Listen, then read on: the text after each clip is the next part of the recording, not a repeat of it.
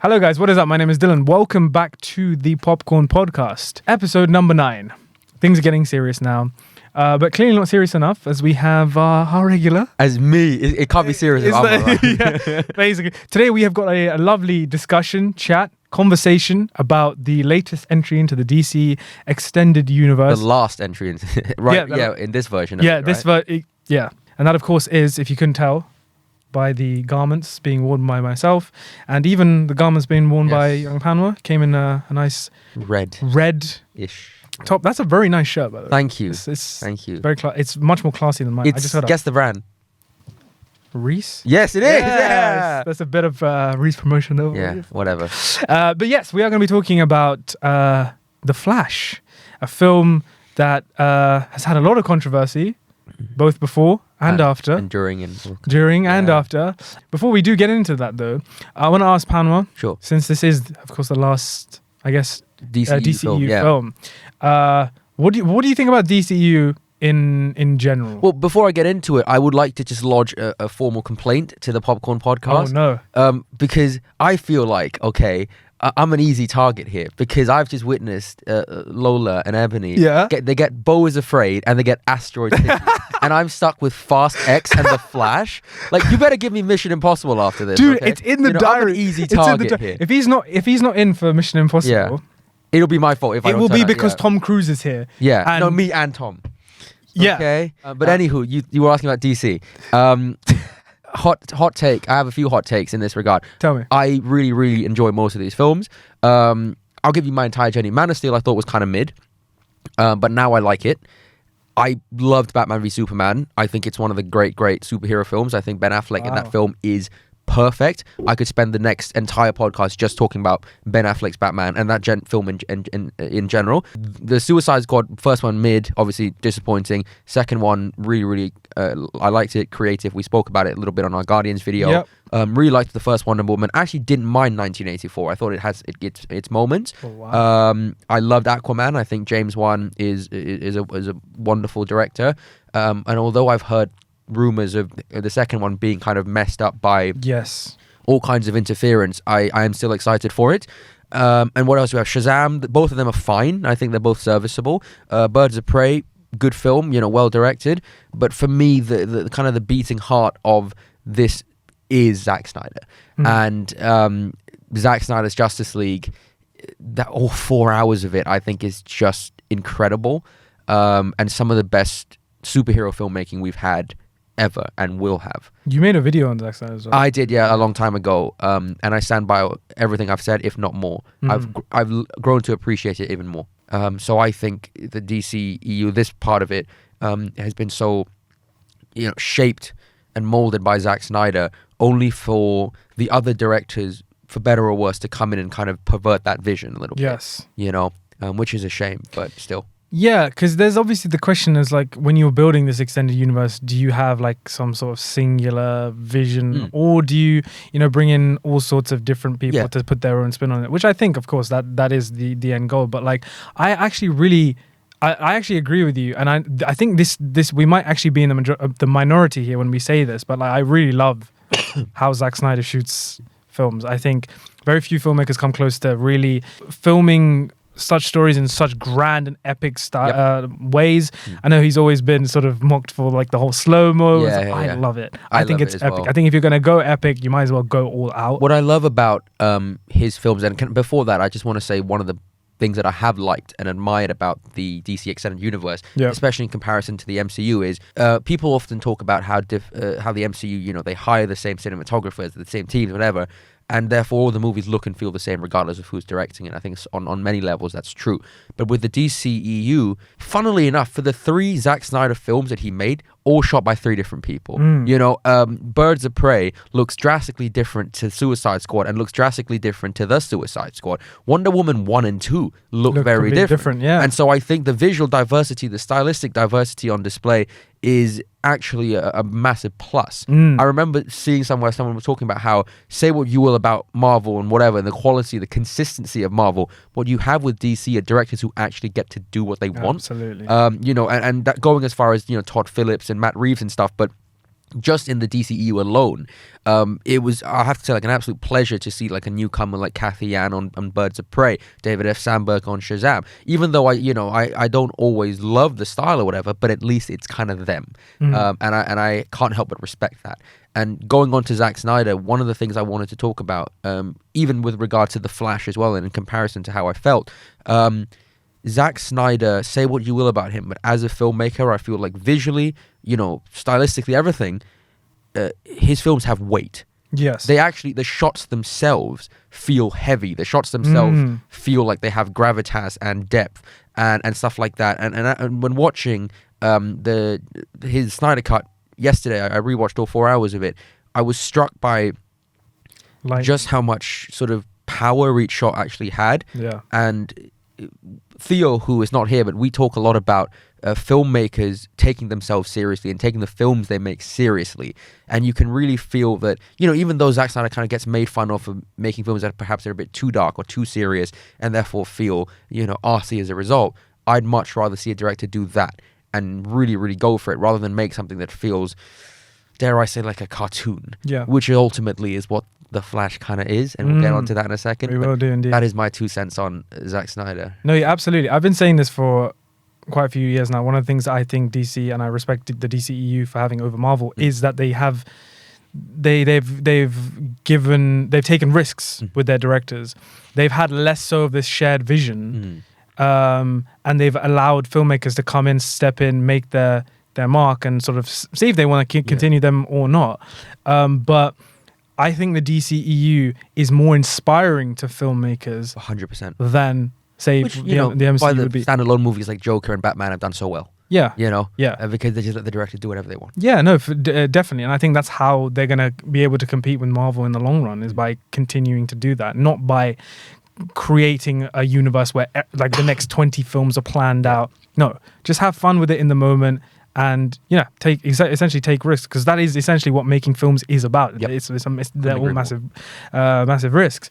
But anyways, on to The Flash. Just want to quickly put this out there. Here's a spoiler warning. Yes. If you haven't seen The Flash, That's we're going to be talking spoilers. There are a lot of spoilers that we're essentially going to be discussing the entire film. So please, if you haven't seen The Flash and you are going to see The Flash, please do that. Come back and return to this conversation at a later time. But plot synopsis time. So Barry Allen is struck by a bolt of lightning, and thus an extraordinary power is born inside him, the Speed Force. When he uses this power to run back in time and save his mother, he creates a world without heroes, and General Zod has returned. To defeat him, his only hope rests in the hands of a retired Batman, another Barry, and an imprisoned Kryptonian. Right. So The Flash, initial thoughts straight after watching the film. So, okay, I actually have a lot of positives, and I can give you some positives. First of all, I would say that without question, this is the most ambitious film in DC. Oh, wow. On this universe. Without the big Zack Snyder Justice League stuff aside, this for me, on the script level, in terms of what they wanted to achieve, everything about it is without question the most ambitious thing DC have ever done. Because if you're making a Flash movie, ultimately you can go down 2 roads, which is, number one, you just make the simple one where he either fights Thor in a reverse Flash, or he fights the Captain Cold and Captain Boomerang and stuff, or Gorilla Grodd, or he goes down. You go down like the multiverse, time travel, all that kind of complicated stuff route, which is what they did, and I really appreciated that they did. We talked about earlier about taking risks. This film, I compare it to Shazam 2. Shazam 2 is an extremely safe film. It works from start to finish. It's competently put together, but you come out of it, you forget it the next day. This is a film that, even though I would say the execution did not meet the ambition, I can't help but admire and applaud them for actually trying to go for it. I would much rather watch a film that is, shooting for the stars and fails, rather than a film that's just kind of staying in its own little place. And I have so much respect for them. Purely as a filmmaker as well, and as an audience, for, at the very least, trying to make something big. This is interesting you say this, because one of my thoughts on this film is, when I heard that they were going to do the Flashpoint Paradox. Flashpoint Paradox for me is one of my favorite comic arcs. Yes, agreed. In all of comics, I think it's one of the best. It's one of the most popular, for sure. And there have been many different, I don't want to say many different versions, but, I didn't expect the film to do exactly what would be in the comics or sort of the main things. I don't think they could have afforded to. Definitely not. But if they might have been able to if they treated this as like a Justice League 1.5 level movie. Yeah, for sure. Exactly, because you would have had Henry Cavill, you'd have had Jason Momoa and Gal Gadot going. How cool would that have been, man? And this is kind of like, as a DC fan, as someone who's loved that particular story, I can't help but feel like I would have loved to have seen that version somewhere. Hopefully one day we might even get it. But I still, to this day, think like the DC animated film, The Flashpoint Paradox, it's one of the best ones. It's terrific. If you haven't seen that film, it's fantastic. I have a lot of issues with like some of the stuff they changed in this film. They definitely simplified the whole thing. They don't have the Amazons and the Atlanteans going to war. They don't have Superman. They have Supergirl. All this stuff, and a lot of those changes I actually think works in the betterment of the film. But like, we'll get onto the issues a bit later. But yeah, I do agree with you. I think like people needed, because this is the first like live action Flash film, right? And people really needed something to really bring them into who this character is, who is Barry Allen, what can he do, what are the possibilities of this character moving forward. The only thing that we've really had is the CW show, The Flash, which I watched for the first 4 seasons, then fell off, didn't care about it after that. I actually thought the first 2 seasons were really pretty good. And I really respect that team for the longevity. Oh, definitely. I think they've just concluded it. Yeah, season 9 or something. Season 9, wow. That's nuts. Yeah. They even had Ezra Miller go into one of the episodes, right? Yes. Yeah. But no, the Flashpoint Paradox was always going to be a story that was going to be challenging to shoot on any level. Yeah. And do justice. Yeah. No pun intended. But yeah, what did you think of Andy Muschietti? Okay, so I got to say this first before that is that, and a big positive for me was that everyone in terms of acting was really good. Ezra Miller actually I thought was terrific, and having to play 2 roles effectively, I think, is one of the greatest gifts that could be bestowed upon an actor. When you look at some of the other people who have done it in the last few years, be it Michael Fassbender, Jake Gyllenhaal, Christian Bale, who else? Hugh Jackman played 2 Logans, right? So there are a lot of great actors have done this, and I think Ezra Miller, you can add them to the list of people who have done a very good job at that. I think Keaton was fantastic.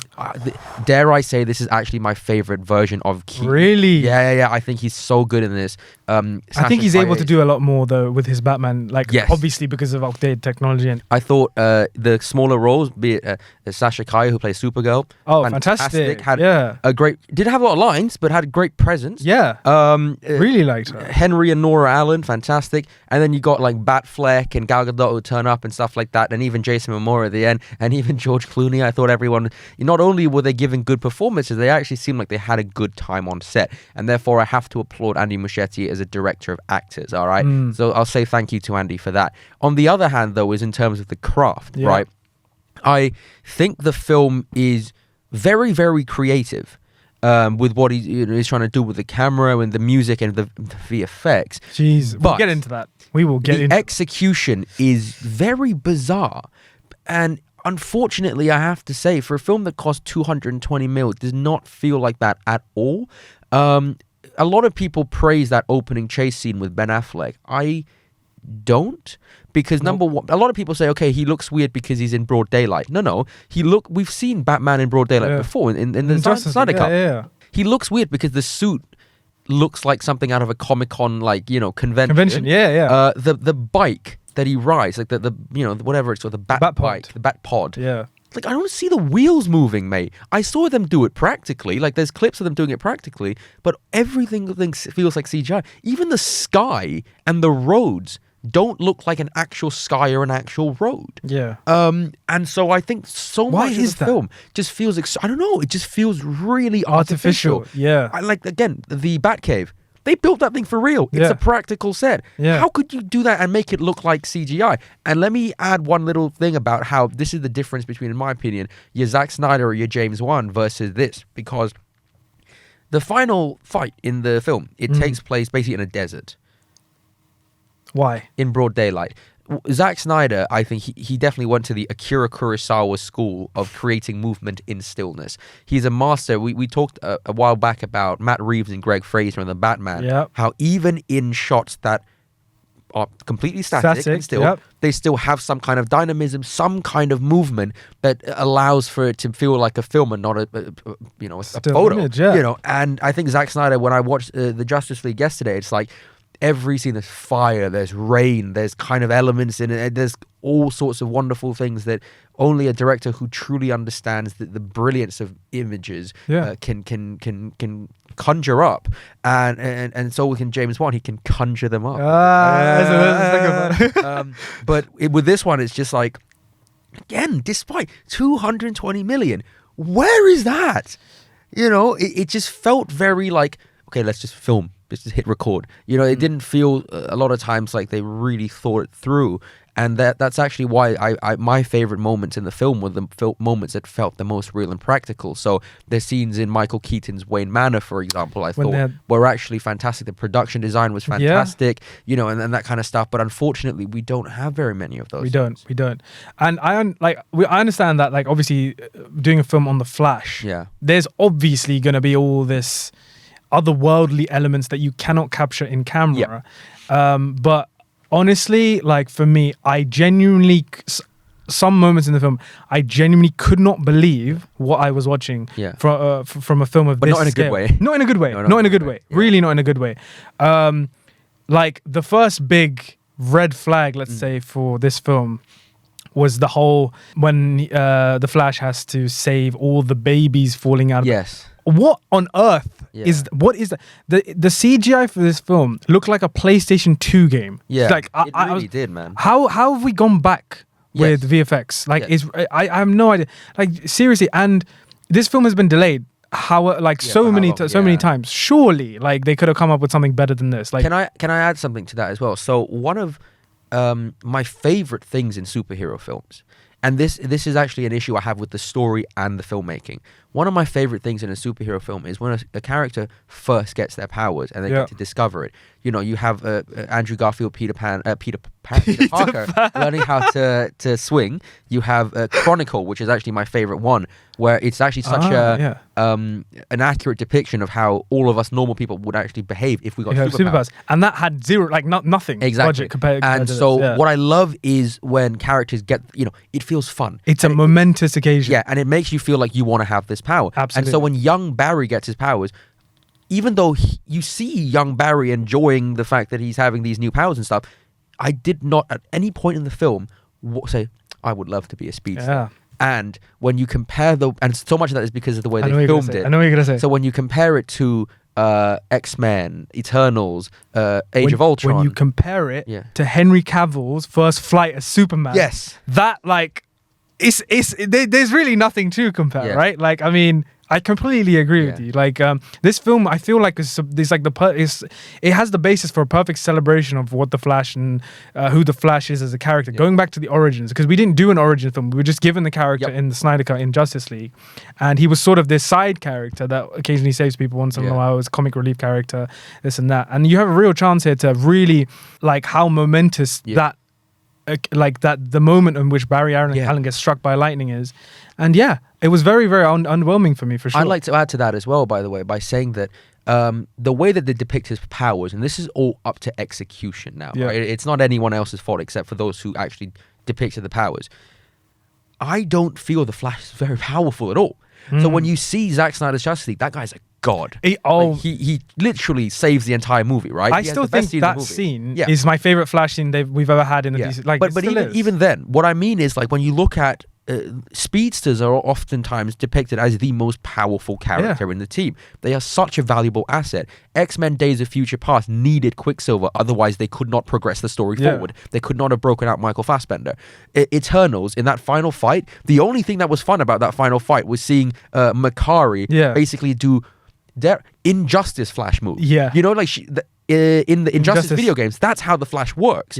And she was the one soloing Richard Madden. But in this one, the Flash actually almost feels like a liability.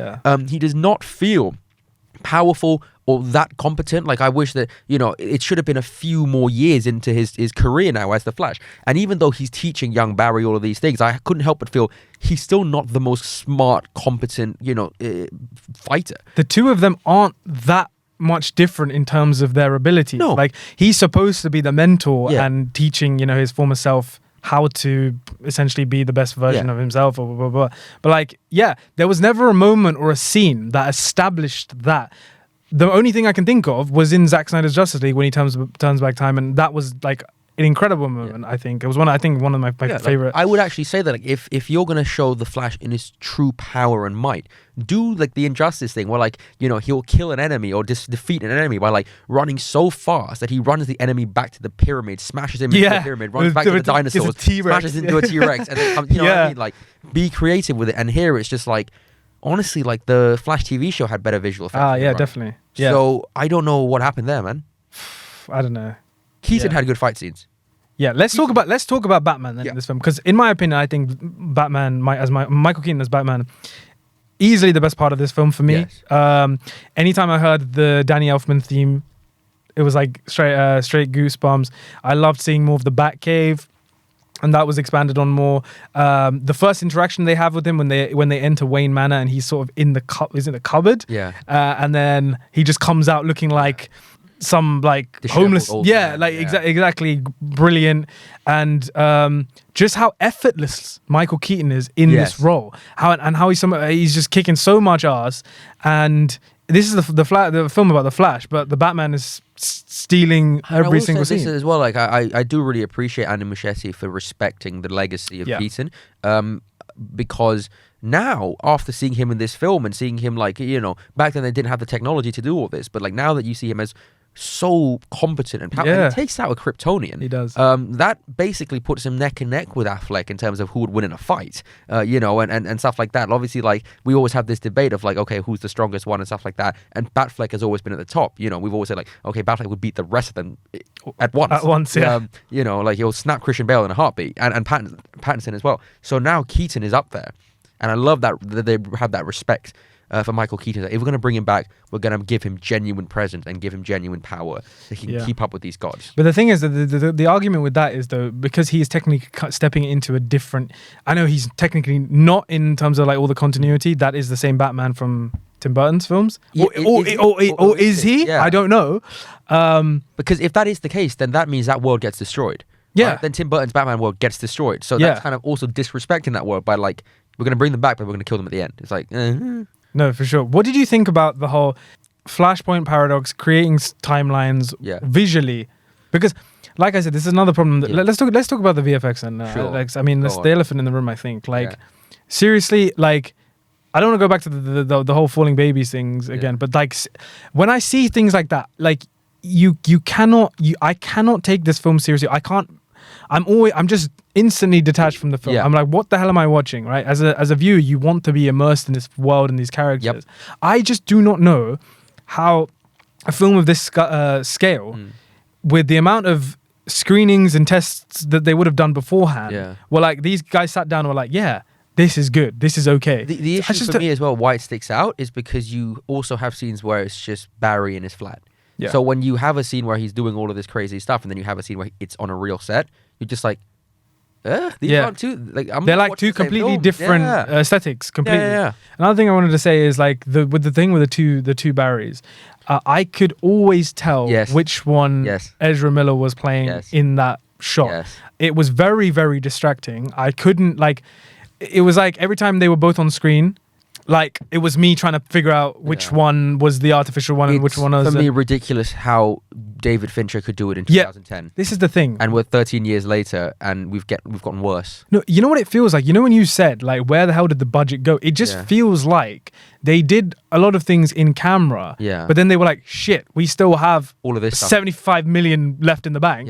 Let's just add some effects. And they actually fucked up the film instead of just leaving it how it is and maybe just using CGI sparingly. Like, that's what I think potentially, I don't know, what would have happened. Andy Muschietti, like, he's coming from the horror franchise, similar to James Wan, I guess.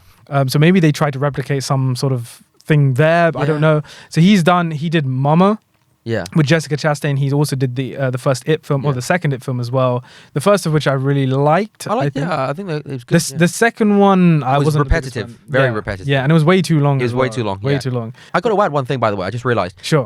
We were talking earlier about good VFX, bad VFX, whatever. One of the things that I've realized watching a lot of these superhero films, a lot of these VFX heavy films, and why I think, like every time I talk about Michael Bay, Zack Snyder, Gore Verbinski, who, by the way, all of these guys, fun fact, they all worked at a place called Propaganda Films, which is a company founded by David Fincher. And they did, a lot of these directors did commercials before. So Spike Jonze, Michel Gondry was another one. And I always think that directors oftentimes are the most efficient and at their best when they actually start from commercial. That's Ridley Scott, for example, who, by the way, I have on good authority, is like every producer's favorite director, every director's favorite director. Everyone who's ever worked with Ridley Scott says he's the best because he's so efficient with the way he does things. And that these guys are so smart with the way they do VFX. Just look at Alien Covenant.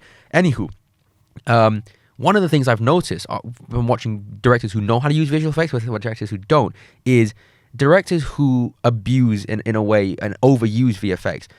They always do, like, you'll always know it's VFX. Why? Because the human brain registers that there is no way in hell a camera could physically be in that position. Yeah. Like every VFX shot in a Snyder movie, you're like, that could be a drone. That could be a human being flying or something, with the camera. So you always feel the presence of the camera and the weight of the camera. But here, everything feels weightless. Everything feels so artificial because for real, the human brain registers that there is no way in hell a physical camera could be placed in that position. No. Yeah. And therefore, it just looks artificial. Sometimes it works. Sometimes it works backwards also, though, because we had, what was it? Michael Bay in, what's the latest film he did with J.K.? Ambulance with the drone. Crazy drone shots. I was like, okay, cool. I'm watching a drone.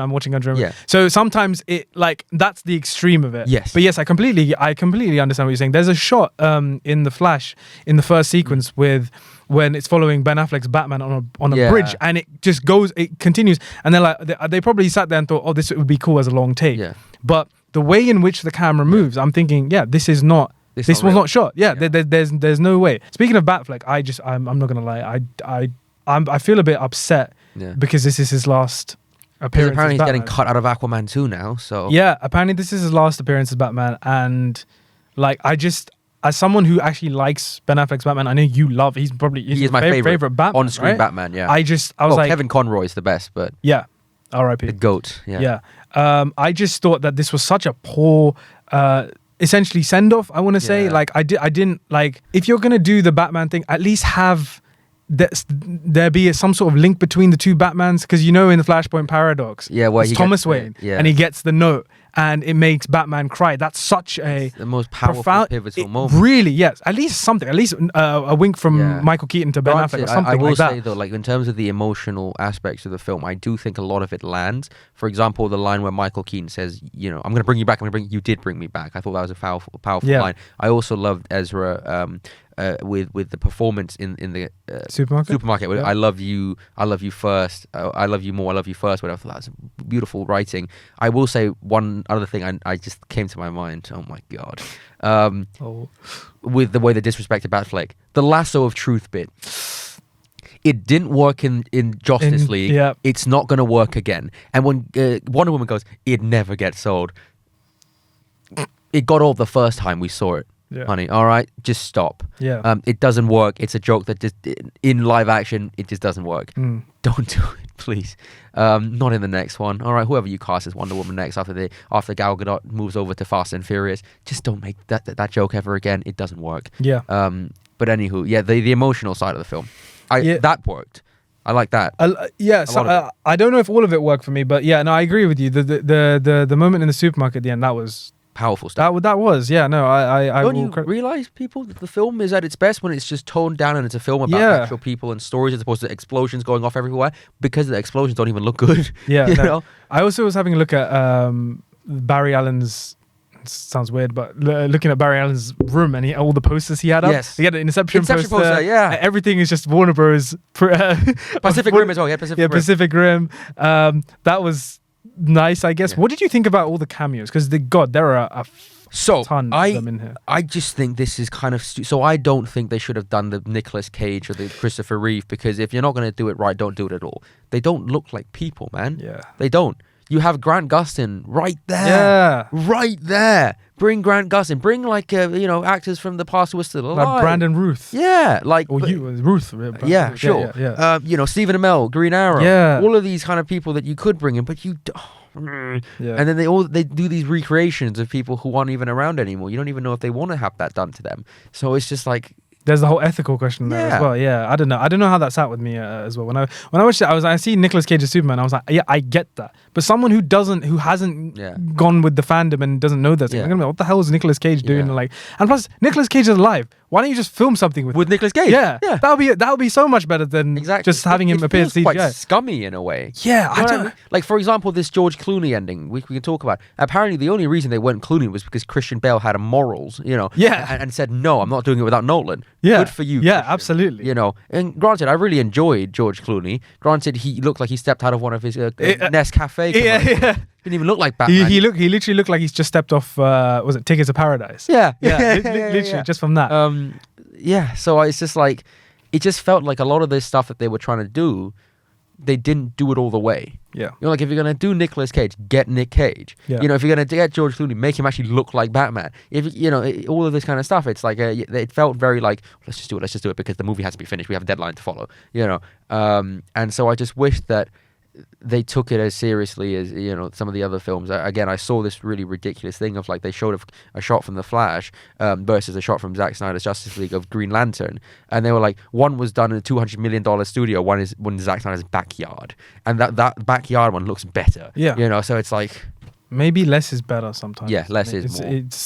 This film is, I think, a very, very good example of why less is more. I spoke last time, one of the last times, about Guardians, about how less camera movement, it can often be more. And I agree with it in every aspect of the film. Less is more. Our favorite films, most people's favorite scenes in this film are scenes of just two people talking in a room. Yeah. Batfleck's best scene is the one about, you're not damaged by your past and stuff like that. And stuff like that. I will add one last major positive that I have about the film, and that's ultimately the theme. This film, I think, does a pretty good job at setting up a theme and running with it throughout. The film ultimately is about the idea that some problems cannot be solved. Not everything is in your control, and the world is better because of it. There is, you should learn to let go of things that you cannot solve. Doing it again and again and again and again, no matter how many times you do it, some things are just not meant to be. And I think that is a very, very powerful message, especially for someone like me personally. But I think it's a message that runs very nicely throughout the entire film, and elevates the film, elevates the performances, and allows us to get the best parts of the film out of that one central theme. So there you go.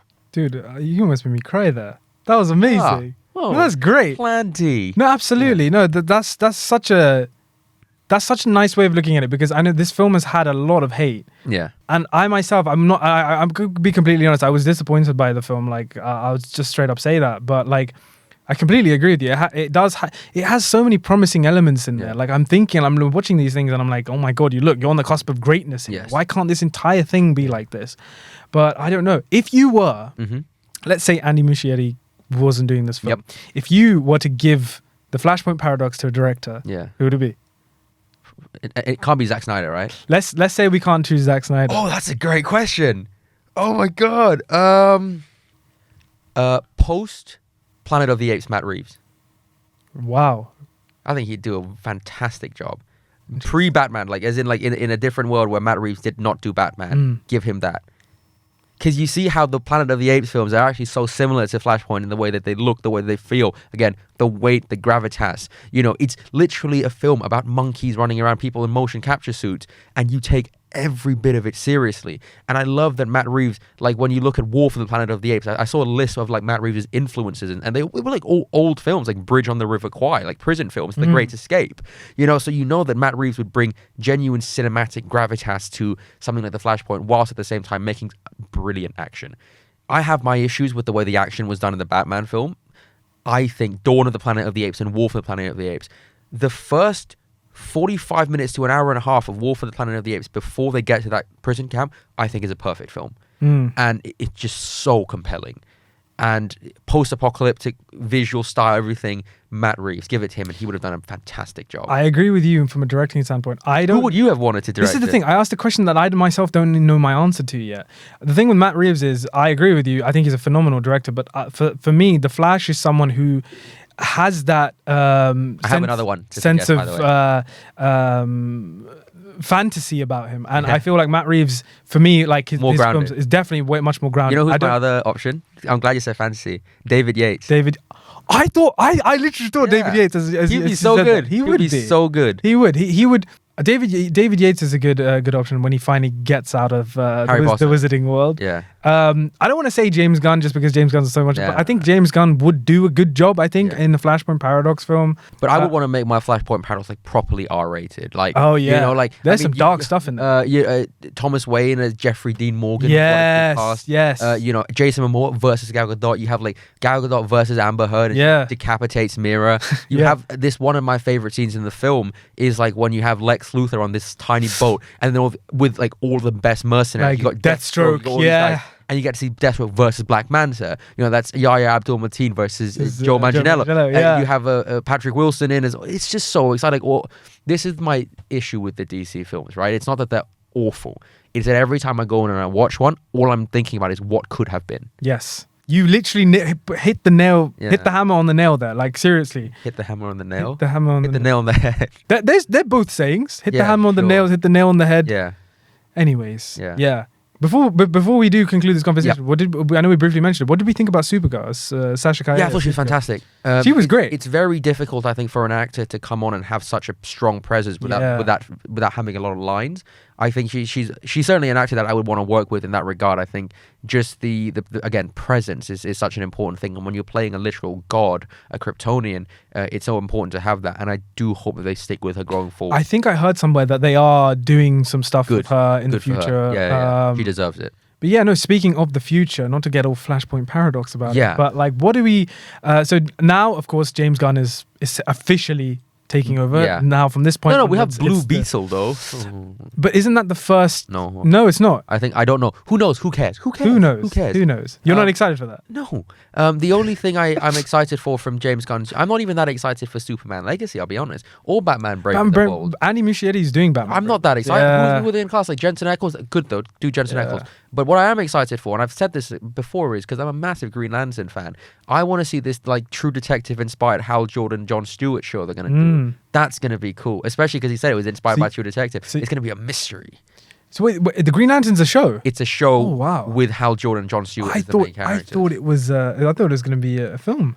Whatever, I don't mind. I just want to see that, and I want to see who they pick to direct it. Apparently, they've got Matthew Vaughn to do The Authority. I don't know what The Authority are, and even I'm a DC fan. I read the comics. I don't know what. And Matthew Vaughn's great. And I think I've said many times that he's the best comic director of all time. So there you go. At least they got Matthew Vaughn. I don't know if that's true though, but yeah. I think for me, this is a bittersweet ending to what we've had in the DCEU.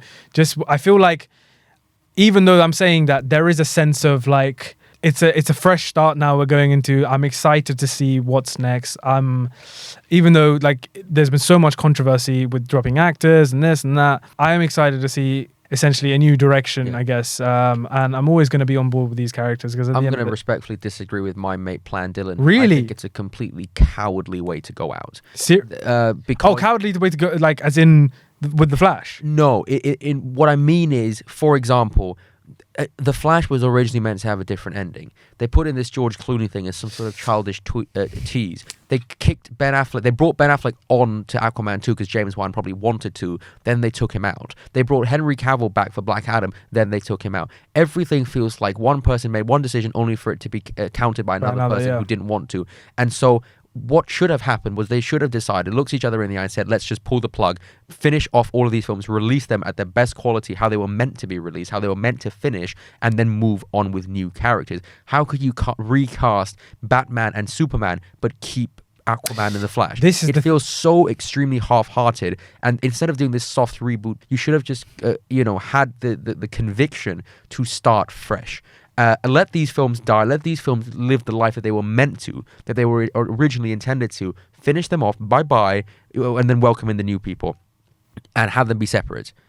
I think what they're doing right now is this kind of half-hearted will they, won't they. what they're doing now is a maybe. I want a yes or a no. No. And decisiveness. I agree with you. I think that the thing is, right, like, I don't know. We don't know who's making like these decisions at the end of the day. Like, it feels like they are trying to capitalize on some of the success they've had already with the DCEU, but and trying to discard what they think has been unsuccessful. Yeah. Just bringing that over. Ben Affleck and Henry Cavill were unsuccessful. I know. What on earth are you on about? You know, it's like, come on. I know. It's this is what I'm saying. This is why I feel so bittersweet. Not bittersweet. It's not even that. It's sad that we have to end on this note, and we're going into, I guess, a new era of the DCEU. But just for the pure fact that I am a fan of these characters, we both know we're both going to be watching all of these films. I mean, probably, it's going to put our asses in the seats at the end of the day. But in the manner in which it does is the thing that we are questioning, essentially. I spoke about Fast and Furious last time about the balance between enjoyment and respect. I'll always enjoy these films. I just don't know if your respect is dwindling. You know, Todd Phillips and Matt Reeves better save this, man. Yeah, that's what I'm excited for. Yeah, I'm excited. Those standalone films. Yeah. Yeah. And I think that once they really take a foot, that's what these guys are going to see. Like, oh shit, that's what really matters. That's where the money's really exactly. At. Look what they've done with Spider-Verse. Like, it's just both the Joker and the Batman were really cheap films. Yeah. In comparison to the Flash, and they made a hell of a lot more money because they were good films. Yeah. Exactly. Well, I think on that note, let's conclude this discussion. Say our farewells to the DCEU. Yeah, it's quite sad, honestly. I mean, I'm similar to you. I love a lot of what they've done. I don't think everything what they've done has been the best, but I love Henry Cavill as Superman. I love Ben Affleck as Batman in Batman vs Superman and in Zack Snyder's Justice League, and the fact that we aren't going to be able to see those characters and the storylines that we were originally promised go ahead. That's the thing that's gonna it breaks my heart to think that no Superman will ever have that kind of jawline again. It breaks my heart to think that no Batman will ever be able to do weighted pull-ups and look that cool again. You know, it really does. You know, like Zack Snyder cast like human gods. Literally, he cast Titans. Yes, like literal Jason Momoa. You know, and it's I don't know. Yeah. Well, I think let's stop right now before things get out of hand. Before I lose any hope of ever being employed by DC and James Gunn, who I still love, by the way. But anywho. Yes. Well, thank you very much, Panwa, for coming on to discuss The Flash and ultimately the decline of the DCEU, I guess. It's always a pleasure to have you on. Pleasure to be here. Thank you so much. But yes, I think we're going to wrap it up, guys. Thank you so much for watching, listening. I'll see you at Mission Impossible. Yes, or you Indiana will. Jones or something. Give me something of weight. Coming very, very soon. Indiana Jones is next week, and then Mission is the week after. Awesome. I'm so excited. Same. But yes, enough about that now. More about that later. Thank you very much. Thank you for watching. Farewell. Bye-bye. See you guys, and we'll catch you very soon in the next episode. Cheers. Peace.